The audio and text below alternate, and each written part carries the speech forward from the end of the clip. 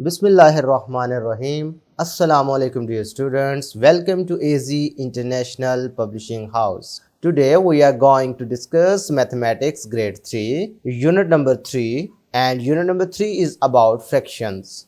Today our topic is fractions.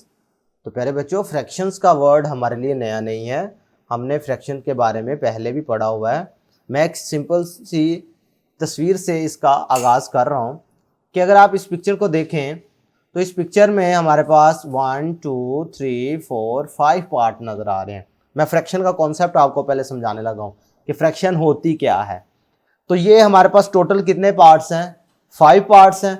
और अगर आप इसमें देखें कि हर पार्ट एक जैसा है, भाई जिस तरह की इसकी शक्ल है उसी की तरह की इसकी शक्ल है, उसी तरह की इसकी, उसी तरह की इसकी और इसी तरह की इसकी।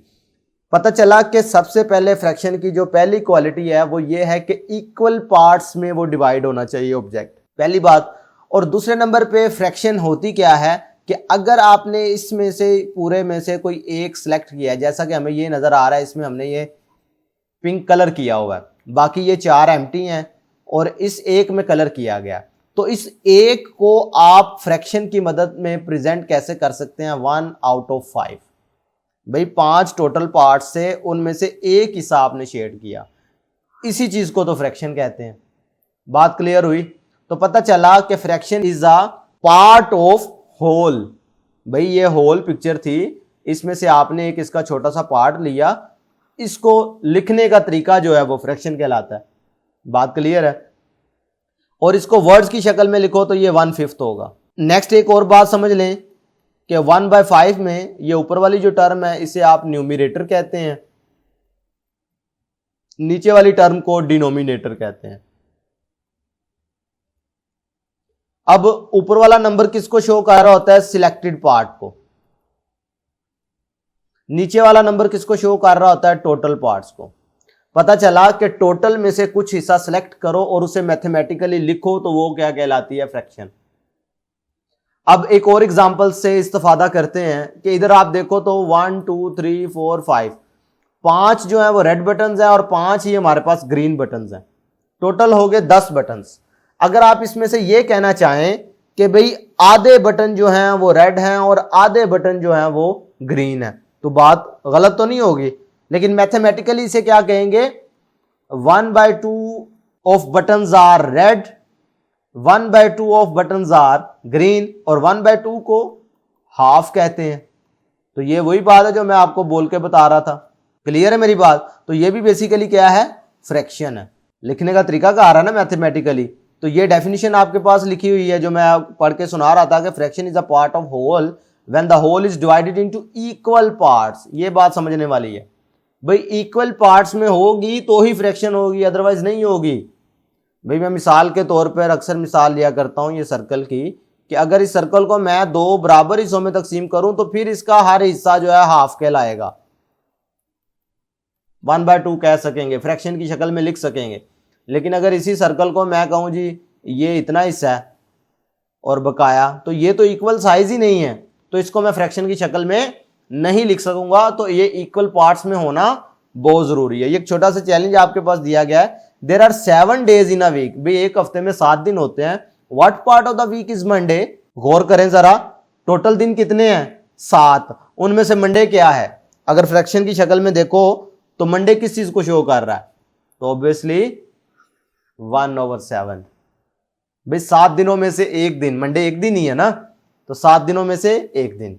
क्लियर है मेरी बात? और एक और बात ये ज़हन में रख लें कि ये जो फ्रैक्शंस होती हैं ये होल नंबर्स नहीं होते। भाई अगर ये 2 लिखा है, ये 1/2 लिखा है, तो ये इक्वल नहीं है। 2 का मतलब 2 होल हैं और ये 1/2 का मतलब उसी होल का हाफ है, आधा। लिहाजा ये होल नंबर और चीज़ है, फ्रैक्शंस और चीज़ है, ये आपने याद रखना है। फ्रैक्शन बनती ही होल नंबर से ज़रूर है, लेकिन डायरेक्ट होल नंबर नहीं है। क्लियर है ये बात? नेक्स्ट देखते हैं, प्रैक्टिस सेक्शन पर मूव करते हैं। जो आपने अभी फ्रैक्शन का कॉन्सेप्ट सीखा है उसको यूज करते हुए shade to show the fraction of each set. भाई ये अगर आप ऑब्जर्व करें तो ये हमारे पास कुछ ऑब्जेक्ट गिवन है, तो इनमें से आपने शेडिंग करनी है, कलरिंग करनी है। कलर आप अपनी चॉइस का जो मर्जी ले लें। 1/3 ऑफ मैंगोज। अब ये 3 जो नीचे वाली टर्म है ये शो कर रही है कि टोटल मैंगोज इतने हैं, शेड कितने करने हैं, ऊपर वाली न्यूमरेटर को देखना है जितने शेड करने हैं, नीचे वाली टर्म जो होगी वो आपको शो कर रही होगी टोटल नंबर ऑफ ऑब्जेक्ट। 1/3 का मतलब इधर से पता चला कि आपने एक मैंगो में कलर करने हैं। 5/8 ऑफ बनानाज, इसका क्या मतलब है कि टोटल 8 बनानाज हैं, उनमें से 5 में कलर कर देना। तो आपने 1 2 3 4 5 में कलर कर दिया। अब ये आपकी अपनी चॉइस थी कि आपने 5 कौन से लेने हैं। बात समझ आ रही है? कौन से 5 लेने हैं और कौन से 3 छोड़ने हैं, ये आप पे है, जरूरी नहीं। अब ये जैसा कि मैं 1 की बात करूं तो मैंने ये वाला कलर किया है, आप ये वाला भी कर सकते थे, आप ये वाला भी कर सकते थे, कोई एक करना था। बात क्लियर है? क्योंकि इक्वल साइज है ना, इक्वल साइज हो तो फ्रैक्शन कहते हैं, एक जैसी चीज हो तो फ्रैक्शन अप्लाई कर सकते हैं, तो इसलिए ये फर्क नहीं पड़ना था।